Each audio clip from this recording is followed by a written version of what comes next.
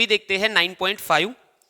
A small bulb is placed at the bottom of a tank containing a water to a depth of 80 centimetre. यानी एक water tank है जिसमें 80 centimetre तक पानी भरा है। यहां समझ लो कि यहां तक पानी भरा है, ये डेप्थ है आपकी 80 सेंटीमीटर। 80 सेंटीमीटर तक पानी भरा है, ठीक है। यहां पे एक छोटा सा बल्ब है, यहां पे एक बल्ब है। अच्छा, उसके बाद what is the area of the surface of water through which light from the bulb can emerge out? refractive index of water n2 ले ले, उसको बाहर n1 ले ले, तो ये आपको गिवन है 1.33। यानी बाहर जब पानी में से लाइट निकल रहा है वो कितना सरफेस एरिया कवर करेगा। यानी आप ध्यान से समझो, कहानी इजी है बिल्कुल।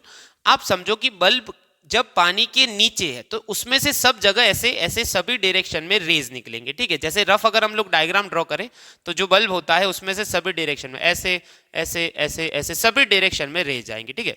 आगे भी जा रहे होंगे, पीछे भी जा रहे होंगे। अच्छा, अभी ये जो सारे रेज है सरफेस के ऊपर इंसिडेंट होंगे, पर सारे रेज बाहर नहीं निकल पाएंगे। रीजन क्या है? जैसे समझ लो ये सीधा वाला तो निकल गया, अभी ये वाला ऐसे इंसिडेंट हुआ है, तो आपको पता है ये जो रेज है डेंसर से रेरर जा रहे, तो उनका एंगल ऑफ रिफ्रैक्शन ऐसे कुछ होगा, हमने थ्योरी में पढ़ा था। मान लो कि अभी ये गया तो इसका एंगल ऑफ रिफ्रैक्शन मान लो कि ये क्रिटिकल एंगल पे पहुंच चुका है। ये कहां पहुंच चुका है? Critical angle. यानी बीच में भी कोई होगा वो ऐसे जा रहा होगा, इसके यहां पे होगा वो ऐसे जा रहा होगा। यानी क्रिटिकल एंगल वाला तो सरफेस को ऐसे ग्रेज करके निकल जाएगा उसके पैरेलल, ठीक है। पर उसके बाद वाले जो रेज है वो सारे टकरा के अंदर आएंगे, उसके बाद वाले जो रेज है सारे टकरा के अंदर आएंगे। तो इसका मतलब ये हुआ कि क्रिटिकल एंगल तक इंसिडेंट होने वाले रेज ही बाहर निकल पाएंगे, उससे ज्यादा एंगल वाले बाहर नहीं निकल पाएंगे। उसी तरह इस तरफ भी ऐसा ही कुछ सीन बनेगा कि ये वाला तो निकल गया, ये वाला मान लो कि क्रिटिकल पे आया है तो वो सीधा हो जाएगा ऐसे, ये क्रिटिकल पे, तो उसके बाद वाले सारे क्या होंगे? वापस टकरा के अंदर आएंगे। टोटल इंटरनल रिफ्लेक्शन, यानी यहां तक के रेज निकल रहे हैं बाहर, तो यहां पे कुछ इस तरह से आगे पीछे होके सर्कल बन जाए। आगे भी कुछ लिमिट तक ही बाहर निकलेंगे, बाकी आगे भी टकरा के अंदर आएंगे, पीछे भी ऐसे टकरा के अंदर आएंगे। तो टोटल इंटरनल रिफ्लेक्शन हो जाए जो पॉइंट तक, यानी उसके बाद तो वो रेज बाहर नहीं निकलेंगे, ठीक है।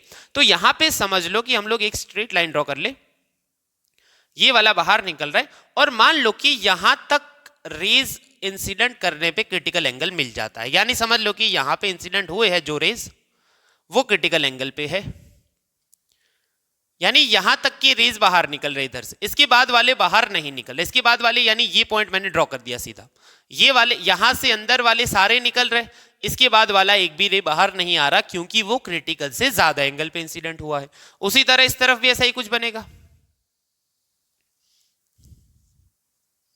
ये क्रिटिकल में इंसिडेंट हुआ है समझ लो, यानी यहां से रेज निकल रहे होंगे सारे बार इधर से, और इसके बाद वाला जो पॉइंट है उससे बाहर नहीं निकलेंगे। यानी यहां पे कुछ इस तरह से सर्कुलर बन जाएगा, यानी इतने एरिया में से रेज बाहर आ रहे हैं, ठीक है।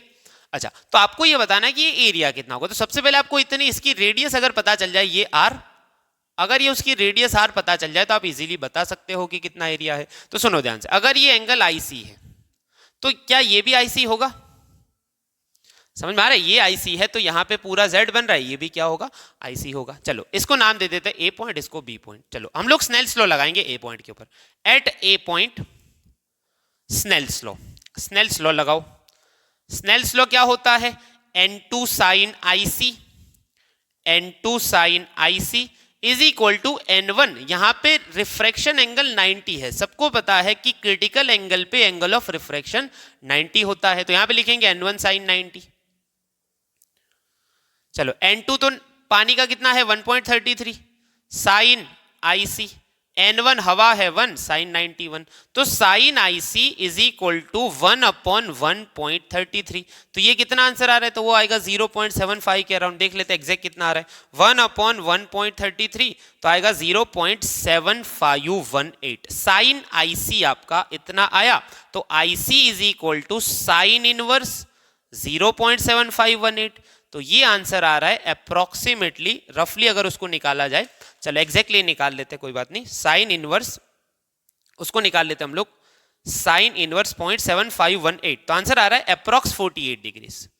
कितना आंसर आ रहा है? 48 डिग्रीज। यानी ये एंगल जो है 48 डिग्री और ये वाला भी दोनों सेम है 48 डिग्रीज। अच्छा, अभी मुझे रेडियस निकालने है, तो ध्यान से सुनो। अगर मैं ये वाला यहाँ पे मैं ओ नाम दे देता हूं, यहाँ पे सी नाम दे देता हूं।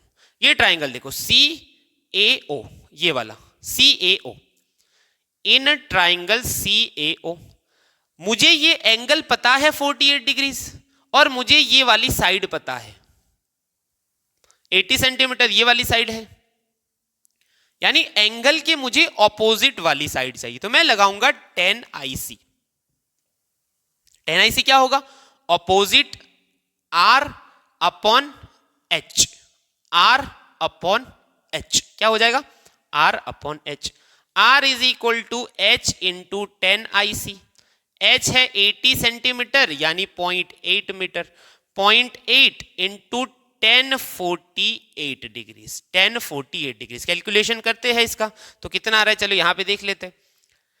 1048 डिग्रीज निकाले, 1048 तो ये आएगा 1.11, 0.8 इंटू 1.1106। फाइनल आंसर अगर आर का निकाला जाए, आर का अगर फाइनल आंसर निकाला जाए तो 0.8 इंटू 1.1106, आंसर आ रहा है 0.88888 मीटर। यानी ये जो सामने वाली साइड है आईसी के, यानी रेडियस जो सरफेस एरिया निकल रहा है उसकी रेडियस है 0.888। बस अभी एरिया निकालेंगे तो एरिया कितना आएगा? Area A is equal to pi R square, 3.14 into 0.888 का स्क्वायर कर लेते हैं, इंटू 3.14, आंसर आ रहा है 2.48 मीटर स्क्वायर। फाइनल आंसर हमारा आ रहा है 2.48 मीटर स्क्वायर। तो ये हो गया एरिया जितने में से, यानी जितने एरिया में से लाइट आपकी बाहर निकलेगी ये बल्ब की मदद से। ये हो गया आपका 9.5।